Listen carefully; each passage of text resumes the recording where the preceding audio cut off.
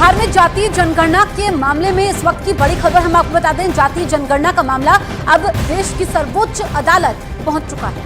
Supreme court में ये मामला पहले से ही था। सुप्रीम कोर्ट ने जो तारीख तय की थी वो थी 6 अक्टूबर, लेकिन अब सवाल ये उठ रहा है कि सुप्रीम कोर्ट में अभी सुनवाई कंप्लीट भी नहीं हुई और उससे पहले बिहार सरकार ने ये आंकड़ा जातीय जनगणना का जारी कर दिया।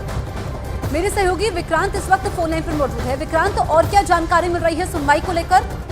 देखिए, ये मामला पहले से सुप्रीम कोर्ट में पेंडिंग है और सुप्रीम कोर्ट में 6 अक्टूबर को इस मामले की सुनवाई होनी थी।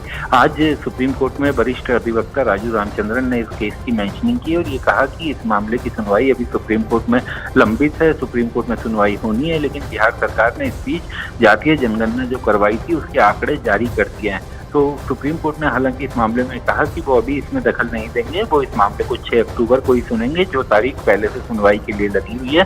तो अब ये माना जा सकता है कि 6 अक्टूबर को जब इस मामले की नियमित सुनवाई होगी तो जातीय जनगणना के जो आंकड़े जारी किए गए हैं उसके बारे में वहाँ पर जरूर उठाया जाएगा और उस पर भी सुप्रीम कोर्ट का ध्यान आकर्षित करवाया जाएगा।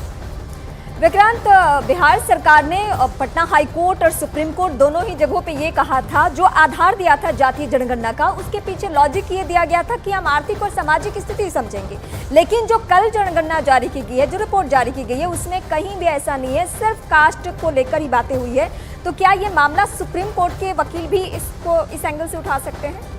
देखिए, जब भी सुप्रीम कोर्ट में क्योंकि किसी तरह से कास्ट सेंसस करने पर या किसी तरह से उसके आंकड़े जारी करने पर कोई रोक नहीं लगी थी, ये बिहार सरकार का कहना है। और कोई भी आंकड़ा जब इकट्ठा किया जाता है तो जातीय जनगणना बिहार सरकार की पीछे दलील यही थी कि एक बार जातीय जनगणना हो, उसी के आधार पर यह पता चलेगा कि किस जाति की किस क्या आबादी है और उसी अनुपात में फिर राज्य के विकास कार्यों को गति दी जा सकेगी। ये बिहार सरकार की दलील थी और उनका ये कहना था कि इन सब चीजों के लिए जातीय जनगणना करवाना जरूरी है, ताकि एक बार ये आंकड़े सरकार के सामने आए।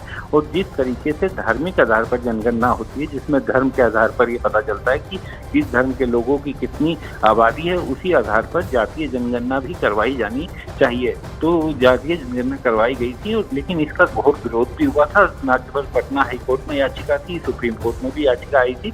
और अब चूंकि जातीय जनगणना के आंकड़े जारी कर दिए बिहार सरकार ने और ये बड़ा राजनीतिक मुद्दा बन रहा है, तो ये मान के चलिए कि सुप्रीम कोर्ट में इस मामले में जोरदार बहस आने वाले दिनों में देखने को मिलेगी। ठीक है विक्रांत, आप नजर बनाए रखिए, आगे आपसे अपडेट लेंगे।